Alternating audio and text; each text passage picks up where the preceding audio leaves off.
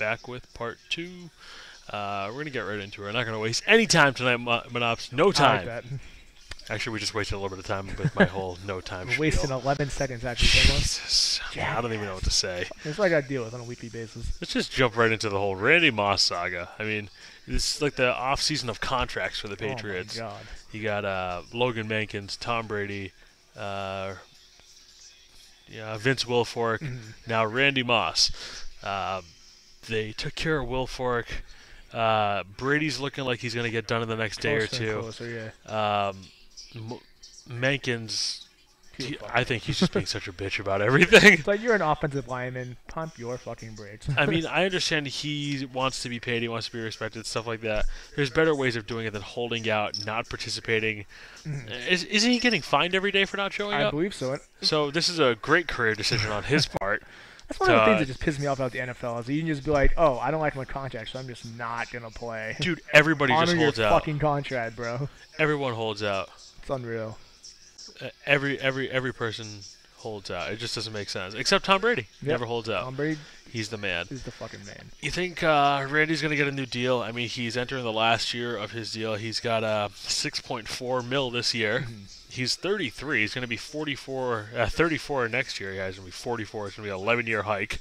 He's going to be 34 next year.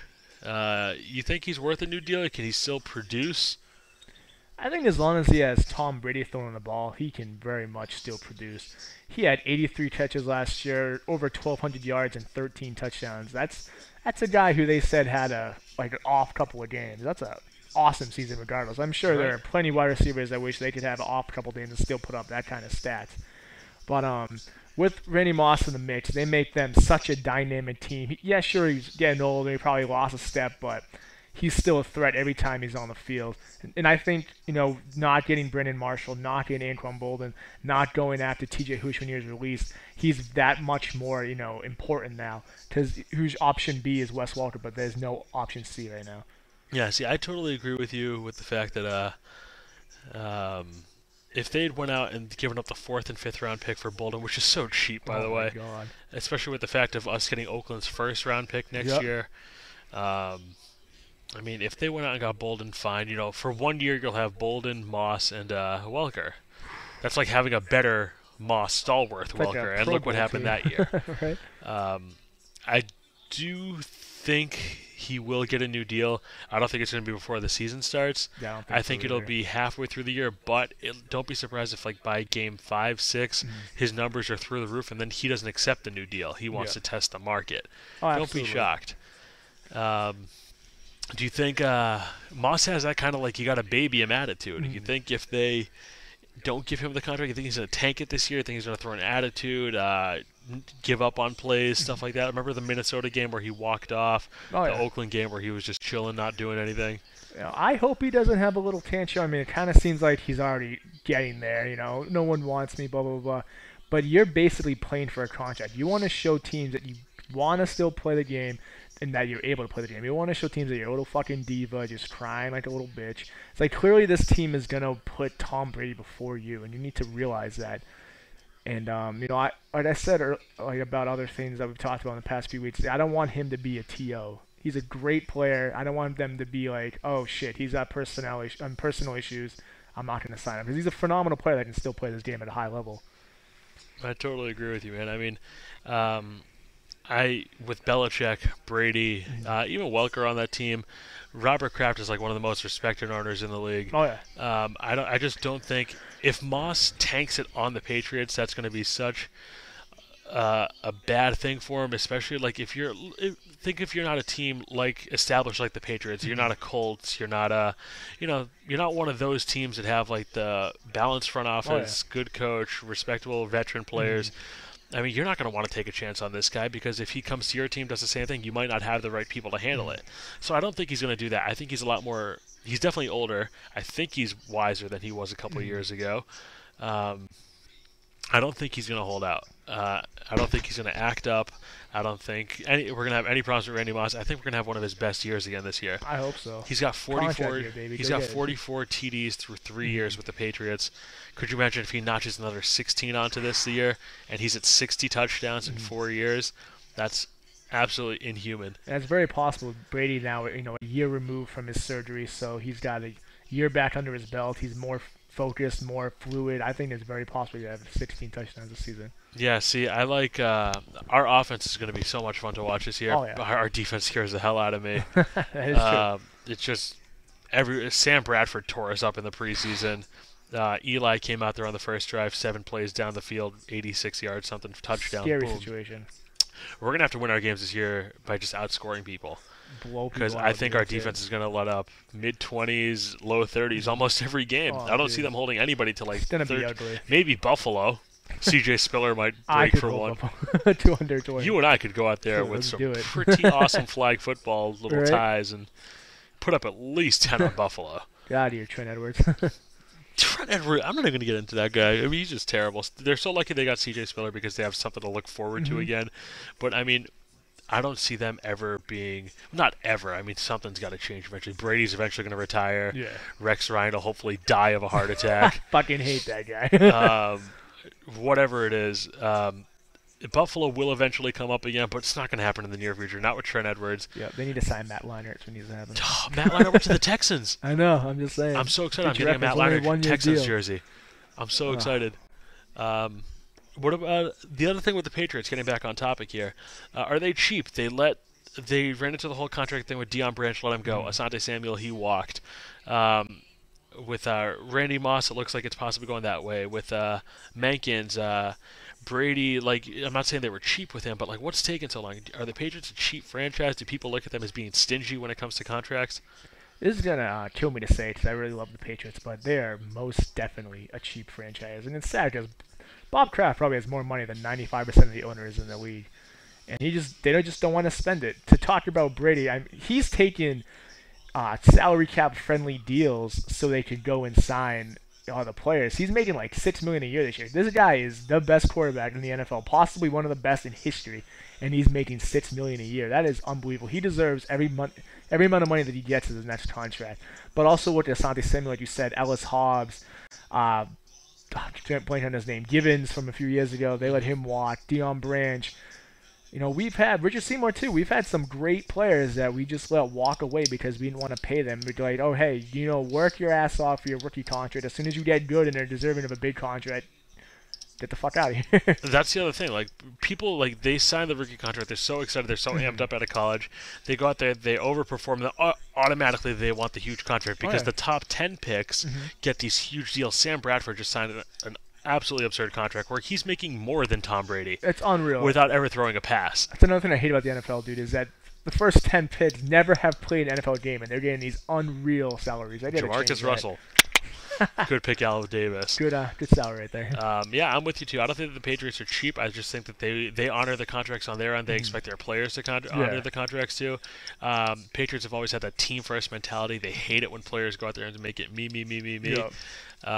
So no, I don't think they're cheap. But then again, do I wish they made a bigger offseason move this year to improve the defense? Yes. Do I think that they could have used an established running back or maybe a good number 2 wide receiver to put? They went and got Torrey Holt, but he got hurt. But you had your chance at Bolden. TJ Hoosh. So no, I don't think they're cheap, but I think that they could do things to improve that team, especially that defense. Absolutely.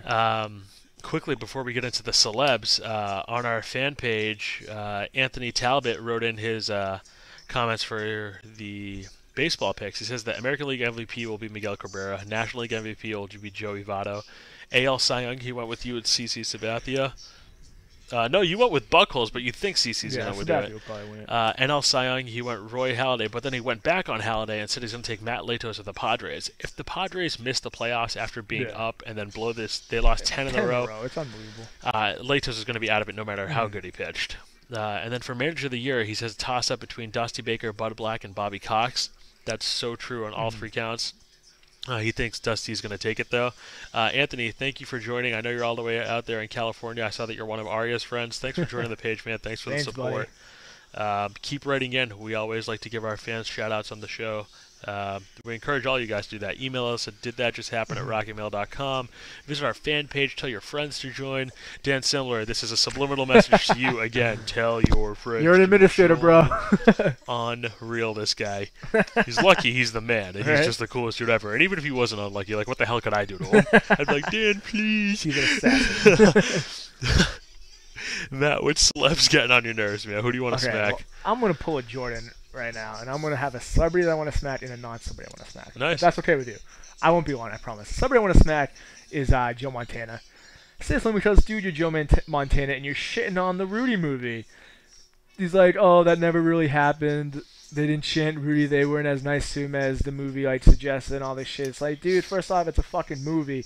Holy shit, Hollywood embellished the truth to make it a better movie. No shit, dude. They fucking do it. Did Pirates of the Caribbean really happen? Most likely not. Was Johnny Depp chilling in makeup all the time? Most likely not.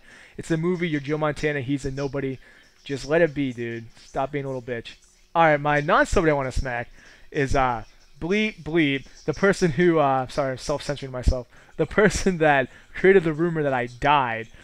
This chick, dude, we went out 3 times 3 years ago, and I told her I wasn't interested, and she has just constantly ruined my life. Messaging people that I'm dating, telling them I'm a fucking asshole, creating that Facebook group. She needs to get smashed in the face. I will give everybody a hint. I don't know this girl's last name, but her first name she shares first names with a celebrity who has the last name Spears. So you can put it together, and she's the more famous of the sisters. And she's a bitch.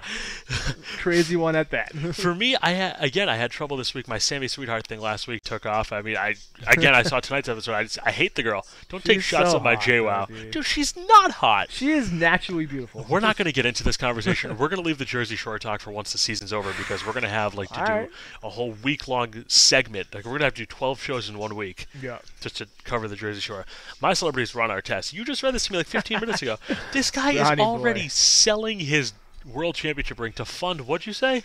To get more psychiatrists, psychologists, and therapists in the school. Because that's the only thing that's holding on to this guy's life right now by a string is his psychiatrist. When he won the title, who did he thank?